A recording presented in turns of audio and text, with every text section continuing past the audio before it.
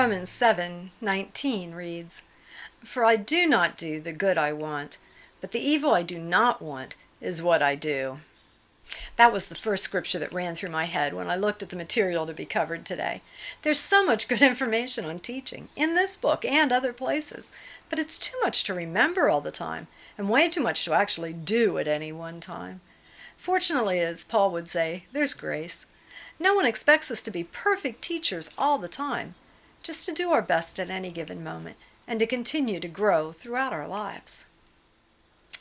The participants' guide for this study acknowledges that difficulty. It suggests asking lots of questions and remembering that you're never alone.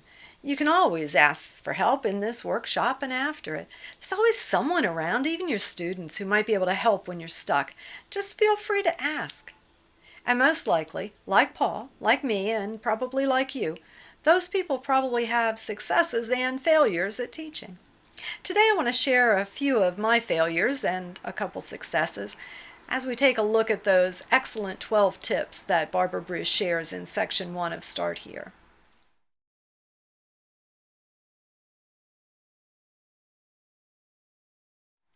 The first one is to create a positive learning environment by establishing and maintaining ground rules.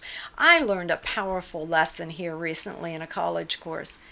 We were experimenting with high participation points, lots of credit for lots of in-class work to encourage students to show up for class and to show up prepared. But it was late winter, there were 2 snowstorms, several people had bad cases of the flu. So good students had bad grades through no fault of their own just because they missed class. So I broke a ground rule, and I gave students an opportunity to write an assignment to make up for the lost participation points. And then another, and another. What a mistake. All that extra work that they just didn't have time to do. I should have found a better way to fix the problem that didn't involve breaking some of the basic rules. Most of the ground rules for any class are there for a purpose. The basics, like respect, shouldn't ever be broken. Even more mundane things like when class starts, that shouldn't be broken lightly. Years ago in disciple training, they taught us to always keep the framework of timing and structure, because those were the things that helped students feel secure enough to try out new ideas and new ways of looking at Scripture and faith. The second tip Bruce shares is to engage emotions in learning.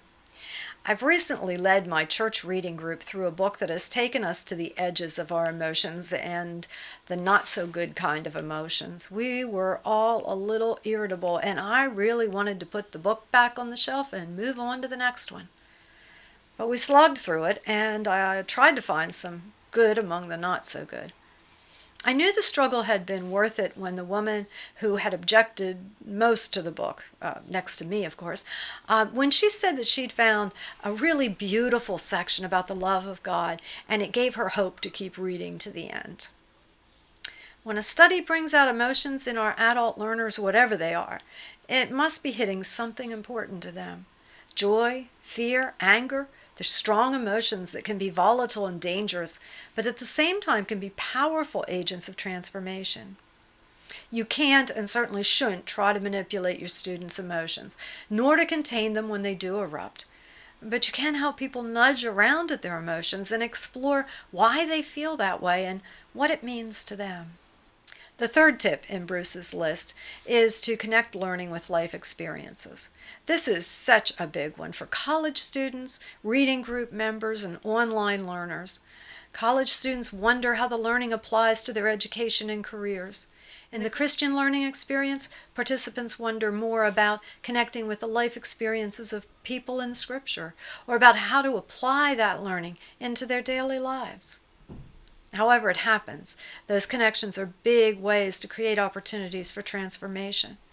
H. Richard Niebuhr writes in The Responsible Self that we are all connected to God, so our connections with each other should be reflections of our connection to God.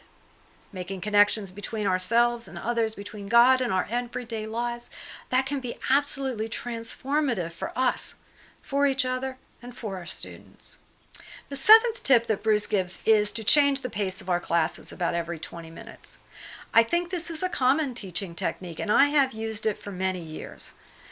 But recently, another teacher challenged me to try a new way, using large class activities that apply learning to a big project. In a critical thinking class, for example, students spend an hour moving around the walls of a room filling large sheets of paper with possible solutions to problems. Then we ran around and decided which were good solutions and which were nothing but band-aids. I even had a box of band-aids to cover up the bad possibilities. I'm now trying this out in a religion course with a full hour devoted to In the News. In 1 week, we looked at 6 different stories that had been published within a few weeks that all dealt with the hijab, the Muslim head covering. Instead of 20 minutes where we might have talked about one aspect of it, now we were able to delve deeply into what meaning it has, why it has that meaning, how it's perceived by others. The discussion that in previous courses was just informational now was transformative, as students and I talked about our personal experiences with prejudice, about human fear of the unknown, about our own egos, and our ways of relating to privilege. So yes, start thinking about your own typically 1-hour teaching session in 20-minute segments. But maybe once in a while you might want to kick it up a notch and find a big project they could research and carry out and discuss and perhaps be transformed by. The 11th tip is this one. Be succinct. If only I could learn this. And the older and more overworked I get, the more I natter on. So sometimes I have to take a breath and stop and pull back. Recently, some parts of a class took longer than I expected, so when I got to a long section of history, I had to say, we have less time than I expected. So let's take a break, and I'll decide what we're going to cover in the rest of the class. Even giving your students a 1-minute time to stand up and stretch can give you the time to edit what you want to do next.